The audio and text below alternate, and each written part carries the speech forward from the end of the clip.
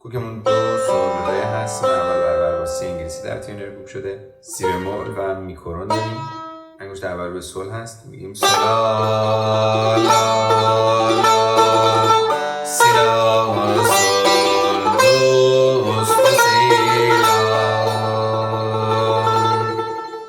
سی انگشت سوم سی لا سول لا سول، راست راست چپ لا کرون شد در سول لا سول.